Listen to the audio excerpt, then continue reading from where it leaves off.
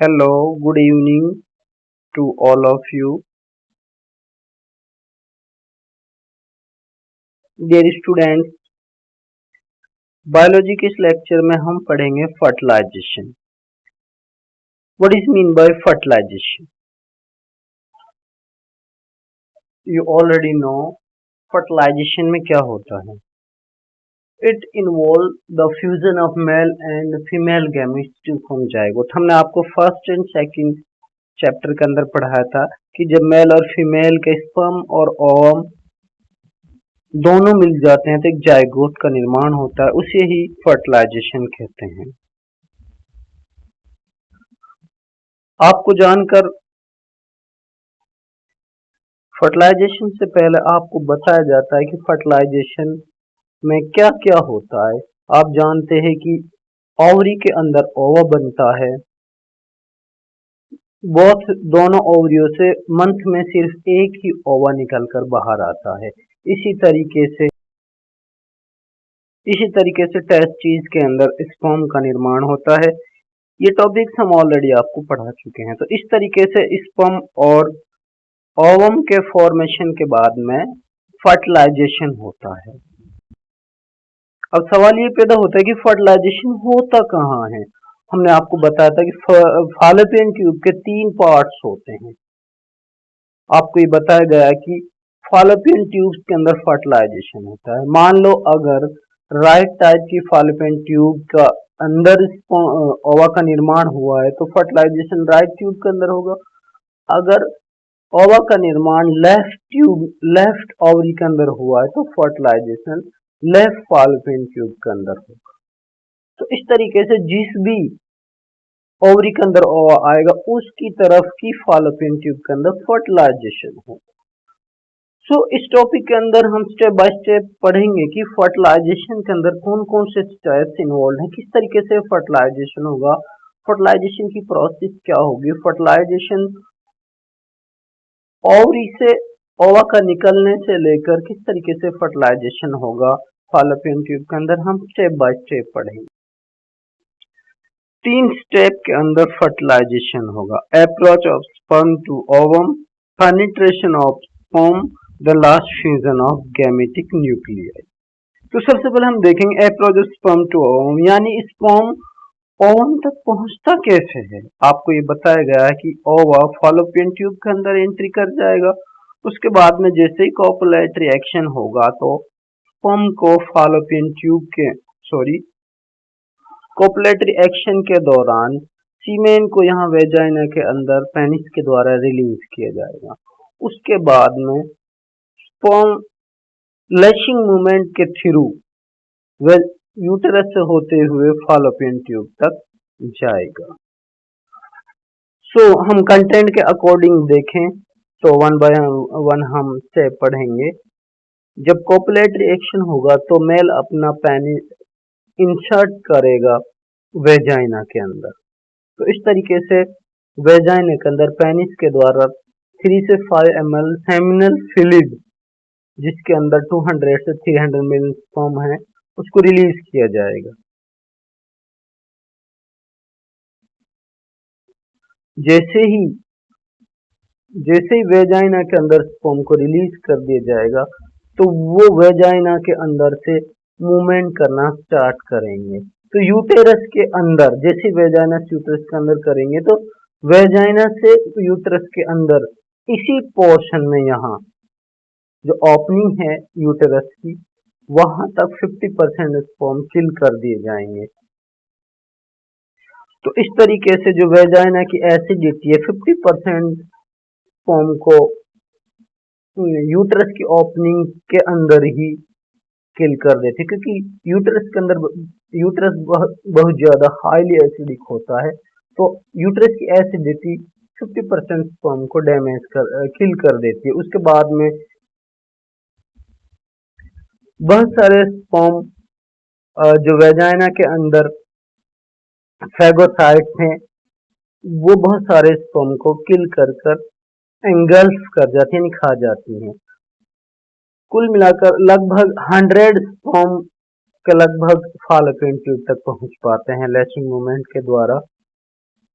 तो इस तरीके से हम ये अनुमान लगाएंगे कि मिलियन स्पर्म 3 से 5 ml जो सीमेन इसके अंदर 200 से 300 मिलियन स्पर्म हैं, उनके अंदर से मुश्किल से 100 स्पर्म ही फॉलोपियन ट्यूबों तक पहुंच पाते हैं। नेक्स्ट स्टेप में हम देखेंगे पेनिट्रेशन ऑफ स्पर्म, यानी स्पर्म किस तरीके से ओवा के अंदर पेनिट्रेट करता है, यानी एंट्री करता है। डियर स्टूडेंट, जैसे ही इस ओवम के पास स्पर्म आते हैं, हमने आपको बताया था कि 100 स्पर्म फॉलोपियन ट्यूब में एंट्री करते हैं, उनमें से कुछ स्पर्म राइट फॉलोपियन ट्यूब के अंदर एंट्री कर जाते हैं, कुछ लेफ्ट फॉलोपियन ट्यूब के अंदर एंट्री कर जाते हैं। लेकिन जैसे ही एक स्पर्म, आपको बता दिया जाता है, आपको हम ऑलरेडी ही बता चुके हैं कि स्पर्म के अंदर सीमेन जो होता है उसके अंदर 10% स्पर्म होते हैं और 90% ग्लैंड का सीक्रेशन होता है। Seminal, vesicles, prostate gland, Cowper's gland, तीनों ग्लैंड का जो सीक्रेशन होता है वो स्पर्म को एक्टिवेट करता है, फर्टिलाइजेशन में हेल्प करता है, वेजाइना की एसिडिटी को कम करता है। इस तरीके से जो 90% कंटेंट होता है वो स्पर्म को फर्टिलाइज केबल बनाता है। तो इस तरीके से लगभग 100 स्पर्म फॉलोपियन ट्यूब तक पहुंच जाते। जैसे ही एक स्पर्म ओवा के पास पहुंचता है तो वो सबसे पहले जैसे ही उसका जो हेड होगा, स्पर्म का जो हेड होगा, हमने आपको बताया था कि स्पर्म के अंदर स्पर्म के 3 पार्ट्स होते हैं। हेड होता है, उसके बाद में मिडिल पीस होता है और जो सबसे लास्ट होता है वो टेल होता है। तो जिसका हेड पार्ट होता है उसका सबसे पहले एक दूसरा पार्ट होता है जिसके अंदर हम कहेंगे न्यूक्लियस होता है। उस न्यूक्लियस के अंदर एक एक्रोसोम भरा होता है, जो सबसे फ्रंट का जो टिप ऑफ द स्पर्म है उसके अंदर एक एंजाइम भरा हुआ होता है जिसका नाम हाइलुरोनाइडेज एंजाइम होता है। ये जो पार्ट है, एक्रोसोमल पार्ट, ये ओवा को टच करेगा। जैसे ही ओवा को टच करेगा तो उस जो एक्रोसोमल पार्ट है उससे हाइलुरोनाइडेज एंजाइम रिलीज होगा। वो ओवा की लेयर को डिसोल्व करते हुए वो एंजाइम स्पर्म की एंट्री को प्रमोट करेगा। आपको बताया जाता है स्पर्म का हेड और मिडिल पीस ही ओवा के अंदर एंट्री करता है, टेल बाहर रह जाती है। जैसे ही स्पर्म एंट्री करता है ओवा के अंदर, तो ओवा के अंदर से कई सारे एंजाइम्स रिलीज होते हैं जो बाकी फॉलोपियन ट्यूब में बचे हुए स्पर्म को किल कर देते हैं। तो इस तरीके से स्पर्म का ओवा के साथ पेनिट्रेशन होता है और स्पर्म का हेड और मिडिल पार्ट ओवा के अंदर एंट्री कर जाता है।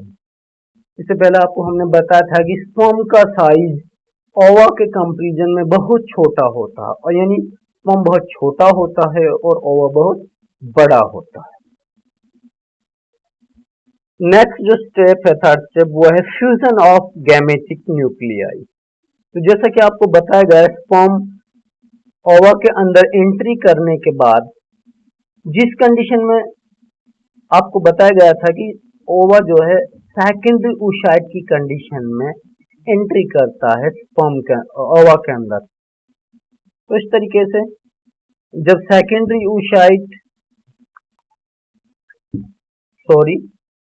जैसे स्पर्म ओवा के अंदर एंट्री करता है तो ओवा सेकेंडरी oocyte की कंडीशन में होता है उस समय।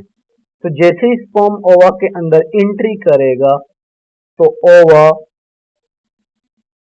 सेकेंडरी oocyte से चेंज हो जाएगा, secondary oocyte meiotic division second में जाएगा। उसके बाद में सेकेंड म्योटिक डिवीजन से सेकेंडरी oocyte ओवा और सेकेंडरी पोलर बॉडी के अंदर चेंज होगा। तो इस तरीके से जैसे ही स्पर्म एंटर करेगा ओवा के अंदर, तो स्पर्म की एंट्री के बाद में सेकेंडरी oocyte ओवा के अंदर चेंज होगा। तो इस तरीके से ओवा के अंदर हमने आपको पहले बताया था कि स्पर्म और ओवम हैप्लॉइड्स होते हैं। मीन स्पर्म के अंदर 50% कैरेक्टर मेल के होते हैं और 50% कैरेक्टर ओवा के अंदर फीमेल के होते हैं। तो इस तरीके से स्पर्म के अंदर ओवा ओवा ओवा के अंदर 50% जो कैरेक्टर्स हैं वो न्यूक्लियस की फॉर्म में प्रेजेंट हैं। जैसे ही स्पर्म ने एंट्री किया तो उसका जो हेड है उसके अंदर 50% कैरेक्टर्स मेल के मौजूद हैं। इस तरीके से मेल और फीमेल के न्यूक्लियाई आपस में फ्यूज कर जाते हैं और फ्यूज करने से जाइगोट का निर्माण होता है। तो इस तरीके से फर्टिलाइजेशन ह्यूमन के अंदर होता है। इस तरीके से 50% कैरेक्टर्स मेल से और 50% कैरेक्टर्स फीमेल से फ्यूज होकर एक संतान के अंदर ट्रांसफर होते हैं। सो स्टूडेंट, इस तरीके से फर्टिलाइजेशन ह्यूमन बीइंग के अंदर होता है। तो इस लेक्चर में हमने फर्टिलाइजेशन कंप्लीट किया है। डियर स्टूडेंट्स, आपको हमने पहले ही बताया है कि आप जब भी अपना कोई भी लेक्चर अटेंड करें केमिस्ट्री या बायो का, तो आप सबसे पहले अपनी नोटबुक निकाल लें और अपनी नोटबुक निकाल कर उसको साथ के साथ आप देखते रहें ताकि आपको अंडरस्टैंडिंग अच्छी हो। जैसा कि आप जान रहे हैं कि हमारी वीडियो में कुछ कंटेंट क्लियर दिखाई नहीं दे रहा, तो आपको अंडरस्टैंडिंग करने में काफ़ी दिक्कत होगी। इसलिए प्लीज़ आप अपना कंटेंट ओपन करें, जो भी जिस भी सब्जेक्ट का लेक्चर ऑन होगा उसी का आपको कंटेंट सबसे पहले निकालना होगा, तब आपको वीडियो देखनी होगी, तभी आपको समझ में आएगा। तो इस तरीके से इसमें हमने आपको फर्टिलाइजेशन कंप्लीट कर दिया है। नेक्स्ट वीडियो में हम आपके लिए इससे अगले वाला टॉपिक स्टार्ट करेंगे। Thank you.